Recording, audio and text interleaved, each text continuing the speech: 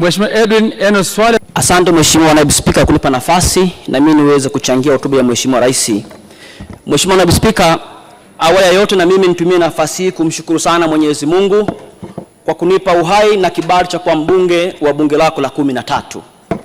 Lakini la pili, nitumie nafasi hii pia kumshukuru sana Mheshimiwa Rais Dr. Samia Suluhu Hassan na mwenyekiti wa chama changu, Chama cha Mapinduzi, kwa kuridhia jina langu kuwa mgombea na hatimaye kuwa mbunge wa bunge hili la 13.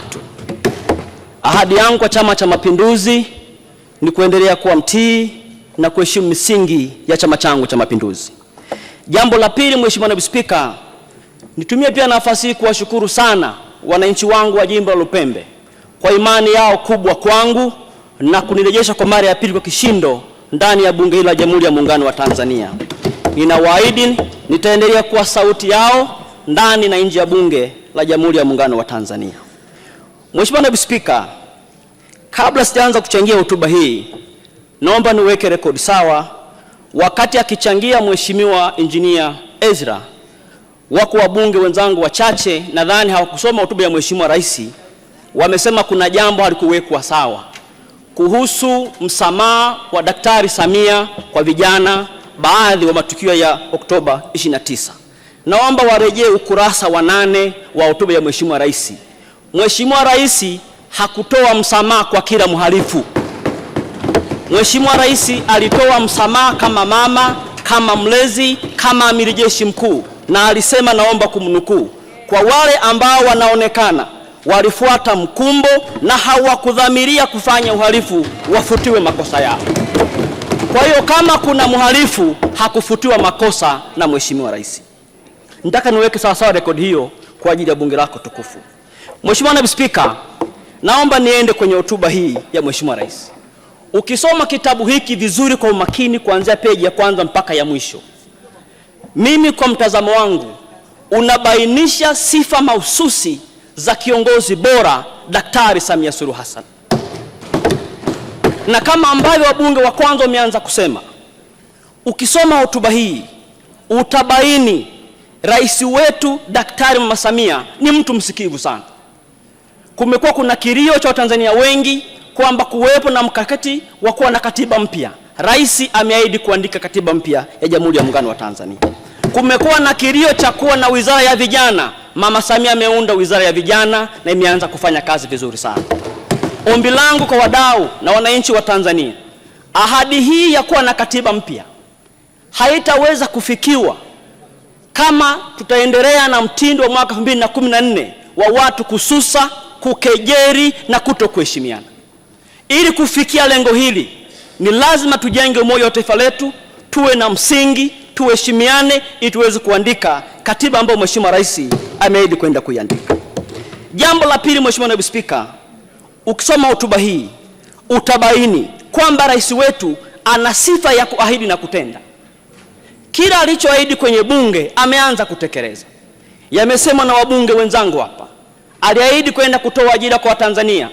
Ajira zaidi ya 12,000 zimetangazwa, na juzi wabunge mmeshuhudia kwenye halmashauri zetu tumepokea watumishi wapya. Mimi kwangu zaidi ya wafanyakazi 83 wameripoti Njombe DC. Mama Samia, asante sana.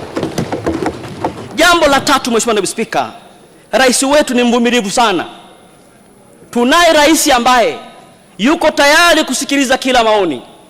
Wako watu kwenye mitandao wanaandika kejeri, wengine wako nje ya nchi unaandika mambo mbalimbali, lakini rais wetu amekuwa mtu msikivu sana, amekuwa mvumilivu sana kusikiliza maoni na kuhakikisha kila mmoja apate nafasi ya kujenga nchi yake.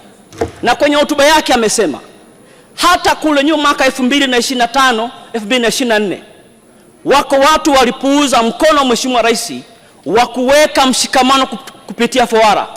Kwenye hotuba yake rais amesema pamoja na wadau kuutupa mkono wa kujenga umoja na maridhiano, rais wetu ameutoa mkono tena wa maridhiano kwa ajili ya kujenga nchi yetu. Huu ni uvumilivu wa hali ya juu sana.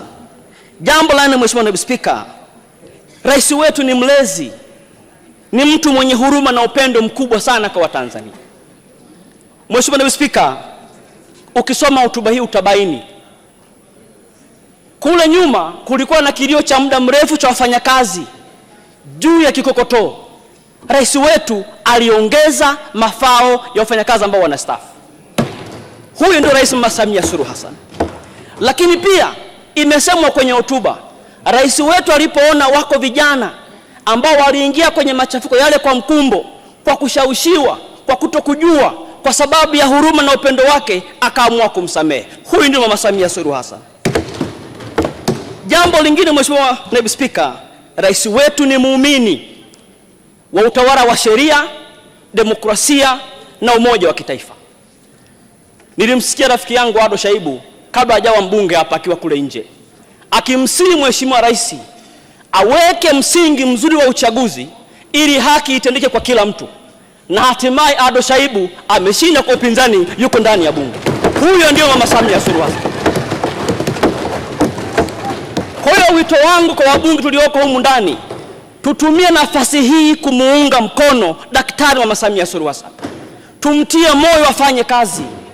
Tulinde nchi yetu kwa sababu rais anampenda kila mmoja wetu ndani ya bunge hili. Jambo lingine, Mheshimiwa Naibu Spika, ambalo naomba niseme pia mchana huu, rais wetu ni mpole lakini mwenye msimamo mkali. Kwenye hotuba aliyoitoa hapa alisema bayana kwamba linapokuja swala la kulinda maslahi ya taifa hakuna mbadala, na alisema wazi kwamba ni lazima tulinde utu, uhuru na misingi ya nchi yetu. Huyo ndio Daktari Mama Samia Suluhu Hassan. Jambo lingine, Mheshimiwa Naibu Spika, ukisoma hotuba hii utabaini rais wetu anatambua mchango wa kila jinsia kuchangia uchumi wa nchi yetu, na ndio maana utaona ndani ya bunge lako, Mheshimiwa Naibu Spika, idadi ya wabunge wanawake wameongezeka. Hii ni kwamba Daktari Samia Suluhu Hassan anathamini mchango wa kila jinsia katika ujenzi wa nchi yetu. Leo bunge limependeza, akina mama wako wengi na wanaume tunakwenda kujenga nchi yetu. Hongera sana Mama Samia Suluhu Hassan. Jambo la mwisho kwa mchana huu, Mheshimiwa Naibu Spika, naomba nitoe wito.